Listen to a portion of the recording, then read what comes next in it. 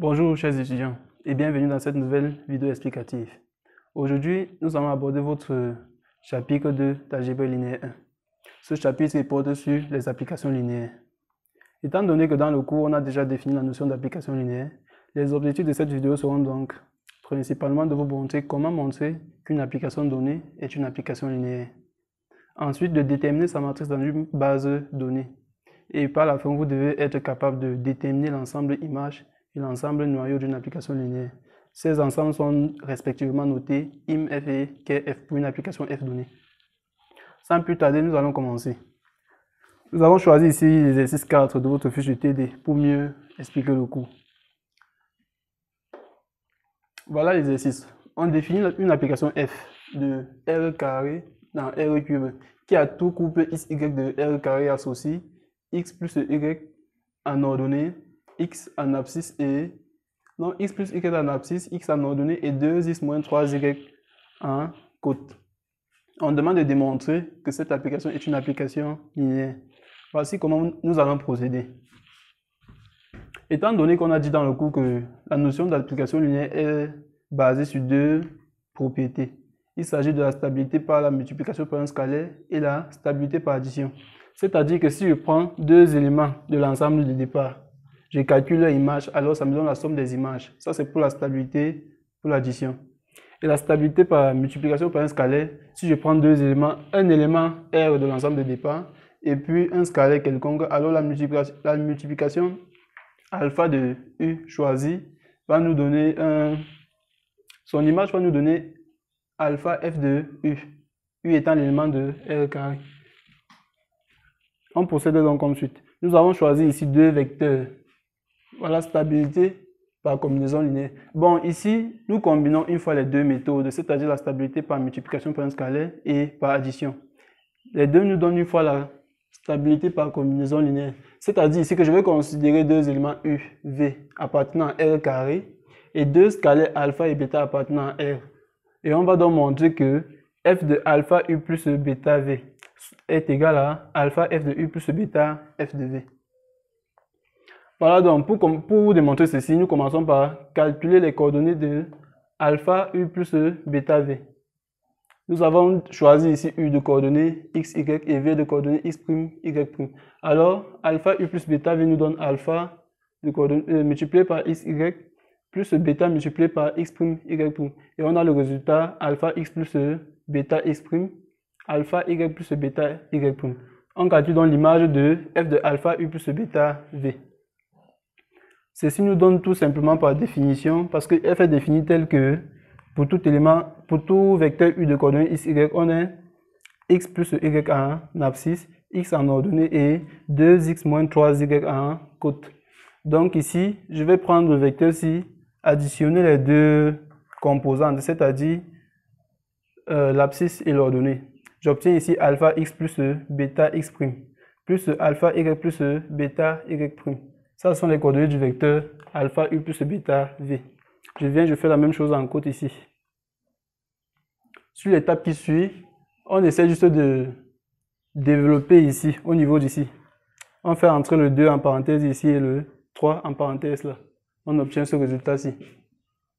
Par la suite, on essaie de regrouper les éléments qui contiennent alpha d'un côté et ceux qui contiennent bêta de l'autre côté. Donc ici, on obtient alpha x plus alpha y plus bêta x' plus bêta y'. Pareil ici et là aussi. Sur l'étape qui suit donc, nous savons que l'addition de deux vecteurs, c'est l'addition des coordonnées membre à membre. Donc ici, on a la somme, on a une coordonnée qui est la somme des coordonnées. On peut donc décomposer ça en deux sommes. Une somme dépendante de alpha et l'autre dépendante de bêta. Donc ici, on sépare, on a alpha x plus alpha y. On le met d'un côté. Ici, nous avons bêta x' plus bêta y'. On met aussi ça d'un côté. Et on obtient donc les deux vecteurs ici.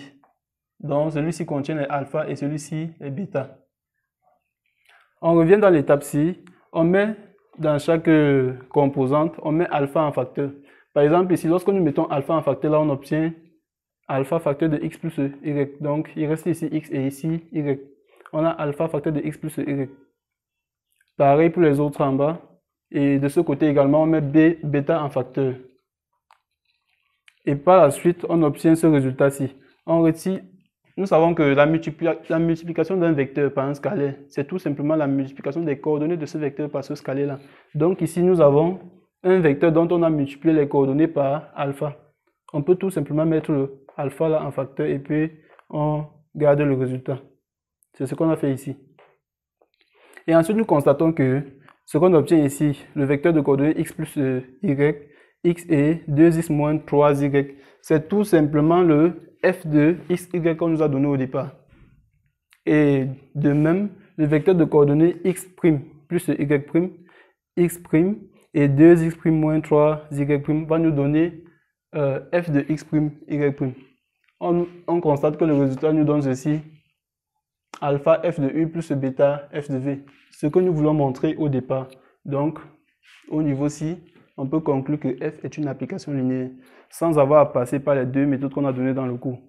Donc ici, on a combiné les deux méthodes. On a utilisé la stabilité par combinaison linéaire, qui est une méthode plus facile et en quelque sorte le raccourci pour démontrer qu'une application est linéaire. On passe à la question 2. Bon, je vais d'abord commencer par définir ce qu'on appelle base canonique de R carré et de R cube. On appelle base canonique de R carré la base constituée des vecteurs E1 et E2. E1 de coordonnées 1, 0 et E2 de coordonnées 0, 1. C'est la base canonique. On appelle ça, c'est en fait une base par défaut de R carré. Chaque fois que vous allez voir dans les exercices, donner la matrice d'une application F dans la base canonique, il va s'agir de la base ici. Et pour R cube, c'est presque la même chose. C'est le vecteur E1' de coordonnées 1, 0, 0. Sauf que cette fois-ci, nous sommes dans R cube, donc les vecteurs ont trois composantes. Le premier vecteur E1' a pour composante 1, 0, 0. Le second, 0, 1, 0. Et ensuite le dernier, 0, 0, 1.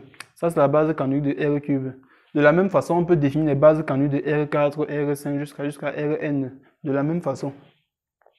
Donc, dans l'exercice, on nous demande de déterminer la matrice de f dans la base canonique de R carré et R cube. Voici la base canonique de R carré ici, B1. Et base canonique de R cube qui est l'ensemble d'arrivée ici, B2. Alors, déterminons la matrice dans ces deux bases-là. Donc, on veut déterminer de B1 à B2. Cette matrice est donnée selon ce qu'on a donné dans le cours par f de E1, f de E2, où E1 et E2 sont les vecteurs de base de B1. Donc, on va calculer l'image de f de E1 et l'image de E2. Mettre ça en vecteur colonne et ça va nous donner la matrice de f dans la base B1. En fait, on commence ici par calculer l'image de f de E1. L'image de E1, en fait. La définition de f nous dit que on va additionner les deux composantes ici, les deux composantes de l'élément qu'on a pris dans l'ensemble de départ. Donc ici, comme E1 a pour coordonnées 1, 0, ceci fait 1 plus 0. L'abscisse de E1, parce que ici, sur f, on a x, l'abscisse va nous donner 1. Et ensuite, on revient sur la troisième composante ici, on remplace x par 1 et y par 0. Ceci nous donne tout simplement 1, 1, 2. En additionnant ça et en faisant la combinaison linéaire, si on obtient 2 ici. Ceci peut être encore exprimé dans la base de R cube par E'1 plus E'2 plus 2 E'3. Où E'1, E'2 et E'3 sont les vecteurs de base de B2, qui est la base canonique de R cube. Donc en effet, ce qu'on fait, on calcule f de E1 et on exprime ses coordonnées en fonction de la base de l'ensemble d'arrivée qu'on a demandé. C'est en fait ça. Donc ici, on passe au calcul de l'image de E2. E2 a pour composante 1, 0. Donc ici, je fais 1 plus 0. Ici, son abscisse est 0, donc ça fait 0 là. Et ensuite, là, je remplace 0 et 1. En faisant les calculs, j'obtiens 1, 0 et moins 3. Je peux encore écrire ça dans la base de R cube par E'1 plus 0, E'2. 0 multiplié par E'2, ça donne 0. Moins 3, E'3. Et donc, je peux enfin écrire la matrice de f dans les deux bases. La matrice nous donne tout simplement la première composante ici qui est f de E1. Regardez bien. F de E1, c'est le vecteur de coordonnées 1, 1, 2. On a donc fait la transposée de de ce vecteur-là, ça donne un vecteur colonne, donc 1, 1, 2. On passe au deuxième vecteur. Ses coordonnées, c'est 1, 0, moins 3. Et donc, on obtient ici 1, 0, moins 3, plutôt en colonne. Et là, on obtient la matrice de F dans B2. On passe à la question 3. À la question 3, on définit une nouvelle base de R carré constituée de deux vecteurs U1 et U2 tels que U1 soit de coordonnées 1, moins 1, U2 de coordonnées 1, 1. Et cette fois-ci, on nous demande de déterminer la matrice de F dans les bases B1' et B2, où B1' c'est la base ci qu'on a définie.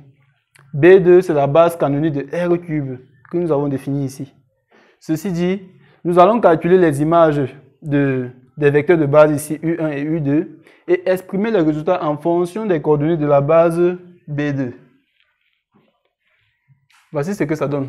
L'expression générale de la matrice, c'est tout simplement l'image de U1 et l'image de U2 ici. Donc, on commence par calculer l'image de U1 ici.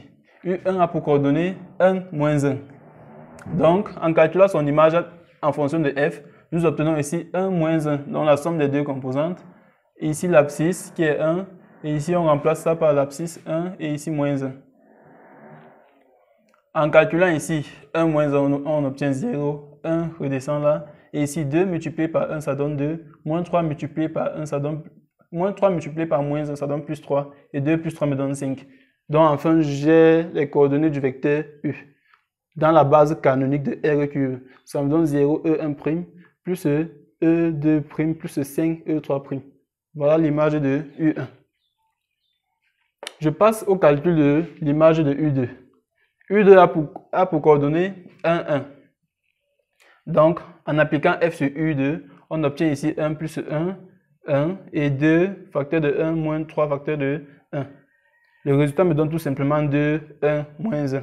Je peux donc exprimer ce résultat-ci qui est F de U2 en fonction de E'1, E'2 et E'3.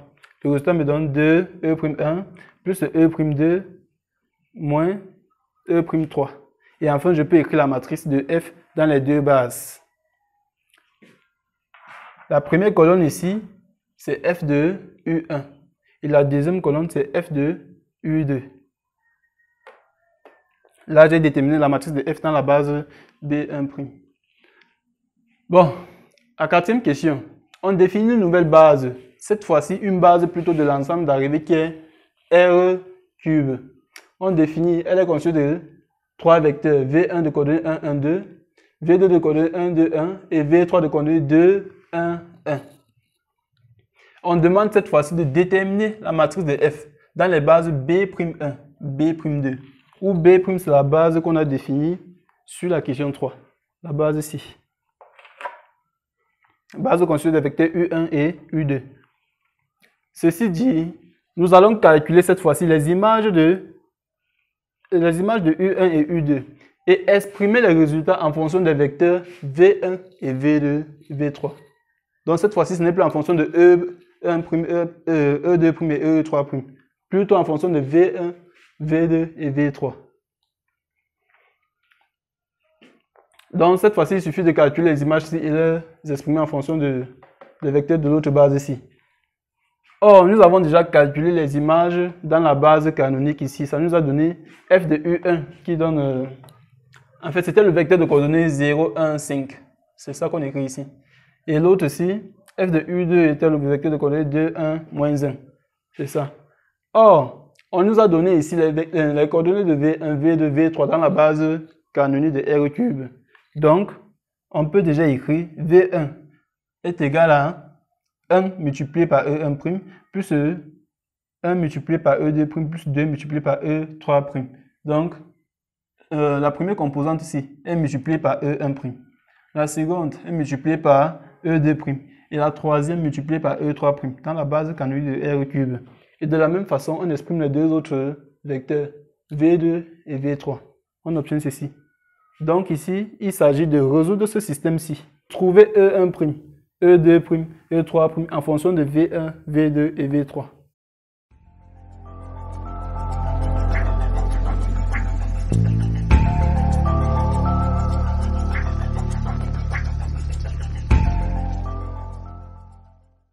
les vecteurs E1', E2' et E3' en fonction de V1, V2 et V3. Venir remplacer les résultats dans les expressions-ci. On passe à la résolution du système. Pour commencer, d'abord, je note ici L1, mon équation 1, L2, l'équation 2 et L3, l'équation 3. Je reviens ici.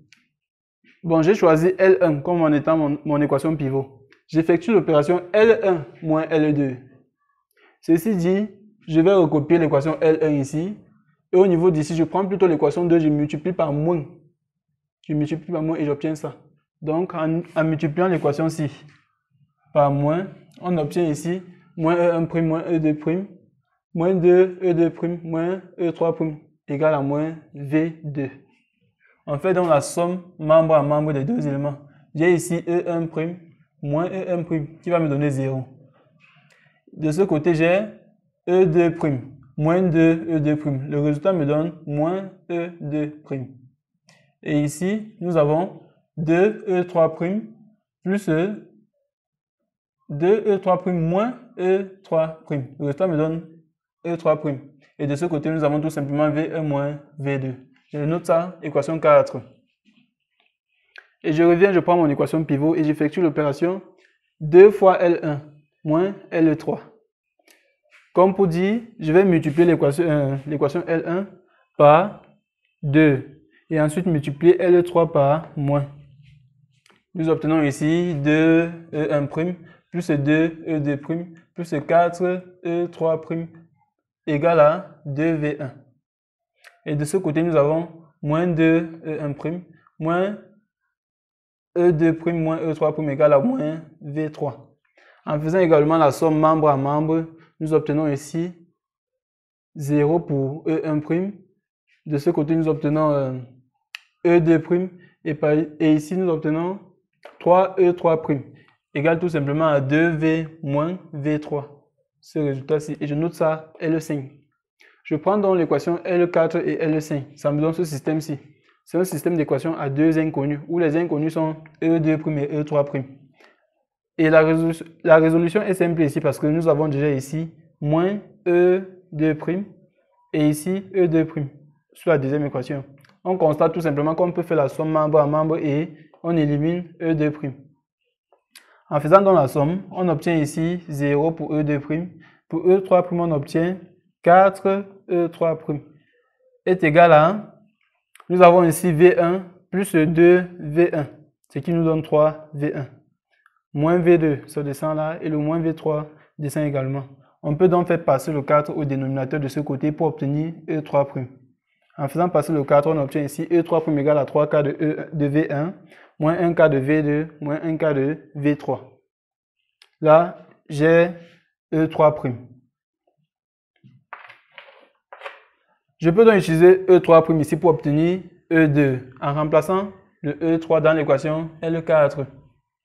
Je remplace dans l'équation L4 ici et j'obtiens E2' égale à moins 1K de V1 plus 3K de V2 moins 1K de V3.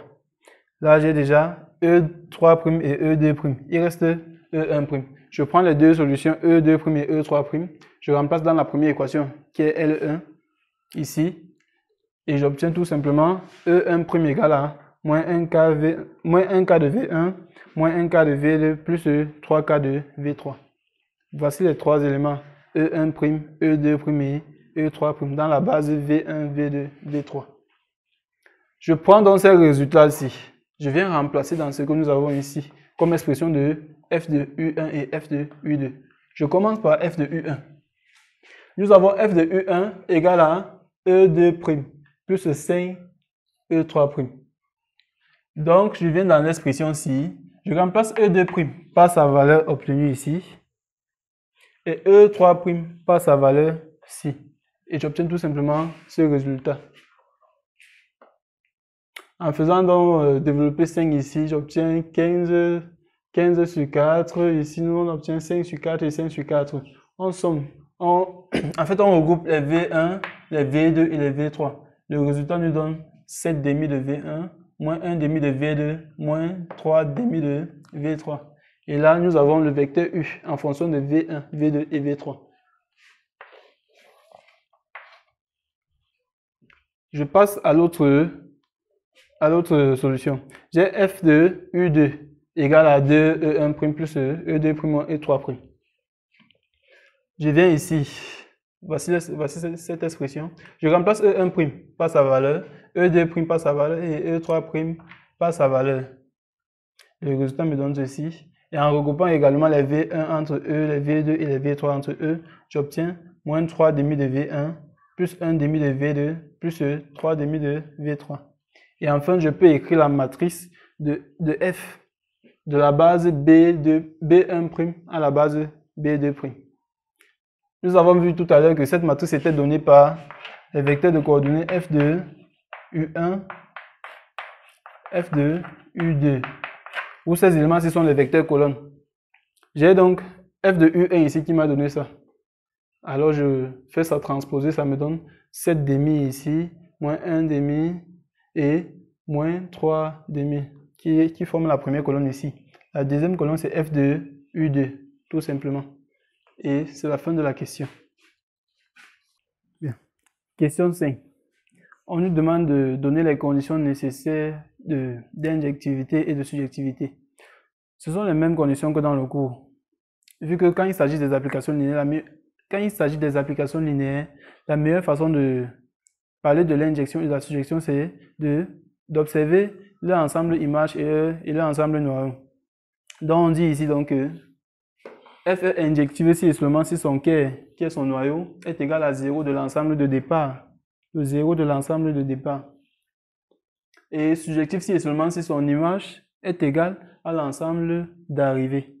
C'est la meilleure façon de définir les notions de quai et im quand il s'agit des applications linéaires. Donc ce qu'on va donc faire ici, c'est montrer comment on détermine l'ensemble noyau et l'ensemble image. C'est ça la partie la plus importante de cette question. On se propose donc de déterminer quai F. Ce sont les éléments de l'ensemble de départ, tels que leur image donne le 0 de l'ensemble d'arrivée. Donc ce sont les éléments qu'on prend dans l'ensemble de départ de la fonction, tels que leur image par la fonction f donne 0 de l'ensemble d'arrivée. Donc ici, pour déterminer quel f, la meilleure façon de faire, c'est de poser f de x, y égale à 0 de r cube, c'est-à-dire 0, 0, 0. C'est ça qu'on appelle 0 de r cube. Donc f de x ici, selon la définition, c'est ça. Donc ceci veut dire que le vecteur de coordonnées x plus y, x et 2x moins 3y serait égal à 0, 0, 0. On identifie donc.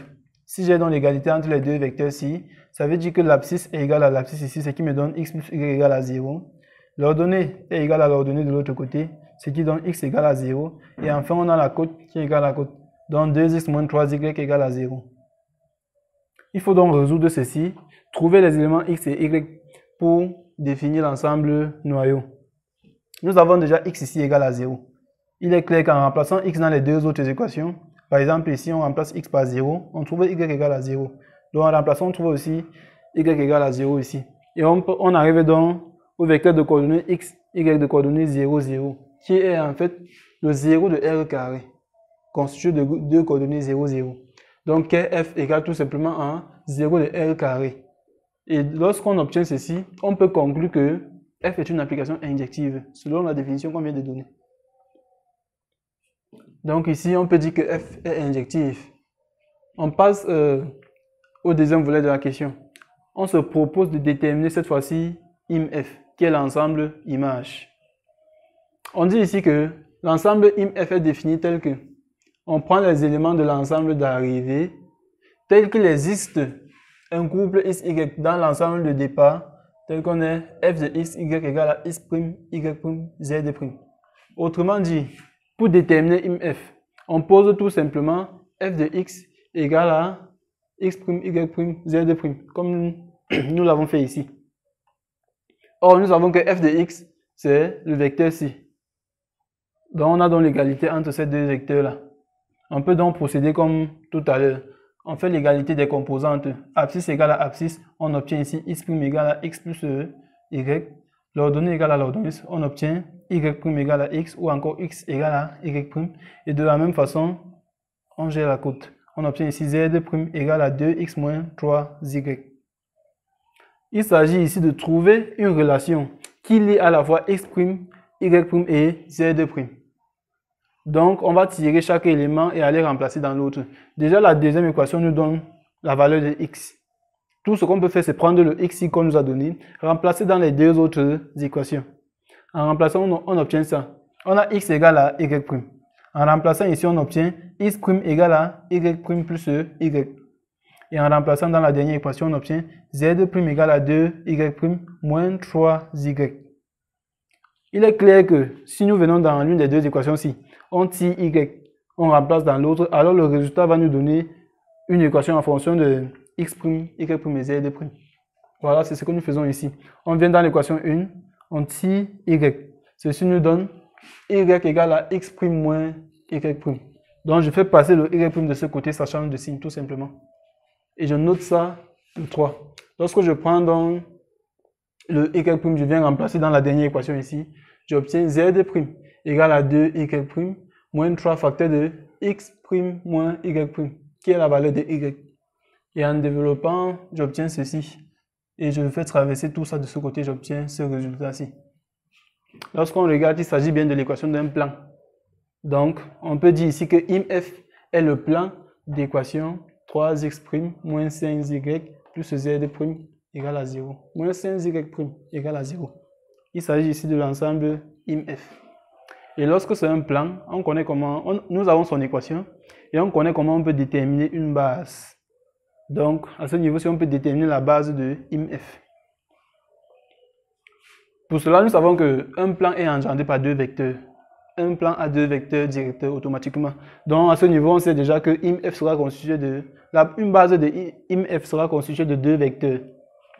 Donc, ici, je pose x' égale à alpha, x' égale à alpha et y' égale à bêta. L'objectif, c'est d'exprimer z' en fonction de alpha et bêta. Donc, je pose x' égale à alpha et y' égale à bêta. Je viens remplacer dans mon équation-ci. Ça me donne 3 alpha moins 5 bêta plus z' égale à 0. Étant donné qu'on veut exprimer z, on fait tout simplement traverser les deux autres ci de l'autre côté. Ça me donne une équation-ci. Z' égale à moins 3. Parce que j'aurai ici 3 alpha qui passe de ce côté, ça devient moins 3 alpha. Ici, j'aurai moins 5 bêta qui traverse, ça devient plus 5 bêta. Et ici, nous avons posé x' égale à alpha, y' égale à bêta, tout simplement. On peut donc décomposer ceci en somme de vecteurs. Ici, j'aurai x' égale à alpha plus 0. C'est ce qui nous donne ici alpha sur le premier vecteur et 0 de l'autre. Donc, nous voulons décomposer ceci en fonction de deux vecteurs. Les vecteurs constitués de alpha et les vecteurs constitués de bêta. Donc, je vais extraire les vecteurs constitués de alpha ici. Je regarde sur la première composante, j'ai alpha. Donc, ceci va me donner alpha ici. Ici, je n'ai pas de alpha. Donc, ceci va me donner 0. Et sur la troisième composante, j'ai moins 3 alpha. Je remplace donc ici, ça me donne moins 3 alpha. Ça, j'obtiens mon premier vecteur. Je passe au second. Sur la première composante, je n'ai pas de bêta, donc ça donne 0. La seconde, j'ai bêta, donc ça me donne bêta ici. Et enfin, sur la troisième, ça me donne 5 bêta que je remets ici. Et je viens donc tout simplement dans les deux vecteurs décomposés là-bas. Je mets alpha en facteur sur le premier vecteur et bêta en facteur sur le second. Je mets alpha en facteur ici, ça me donne 1, 0, moins 3. Bêta en facteur ici, ça me donne 0, 1, 5. Je peux donc poser mon vecteur W1 égale à 1, 0, moins 3 et W2 égale à 0, 1, 5. Ces deux vecteurs sont les vecteurs directeurs du plan qu'on a vu tout à l'heure et donc constituent une base de ce plan. On a donc IMF égale à est engendré par W1, W2. Comme pour dire W1, W2 est une base de IMF. Voilà donc comment déterminer une base de l'ensemble IMF lorsque nous avons sa définition. Et de la même façon, on peut déterminer une base de KF. Ok, donc c'était tout pour ce chapitre. Pour conclure, nous avons vu que pour une application linéaire donnée, on peut en fonction de la base, déterminer les matrices de cette application linéaire qui sont des matrices différentes, bien sûr, ça ne sera pas toujours la même chose dans tous les cas. Et aussi, un élément très important que vous tous vous devez avoir à cœur, dans la tête. Le Jacques, même si on vous réveille à n'importe quelle heure, vous allez dire, ce sont les bases canoniques. Les bases canoniques, lorsqu'on parle des bases canoniques, il s'agit des bases de R, R carré, R cube jusqu'à R puissance N. Et qui sont constituées des vecteurs que nous avons définis tout à l'heure. Vous devez vraiment les mémoriser. Ça va beaucoup vous aider. Et aussi, la détermination de l'ensemble IMF. Nous avons vu la détermination de l'ensemble IMF et KF, qui sont aussi des éléments très importants à maîtriser. Nous allons revenir sur ça lors des TD. Bon, c'était tout pour ce chapitre. Merci d'avoir regardé la vidéo. Et si vous avez des problèmes, n'hésitez pas de les soumettre sur le forum de la plateforme e-learning Seco. Nous serons sur place pour vous répondre.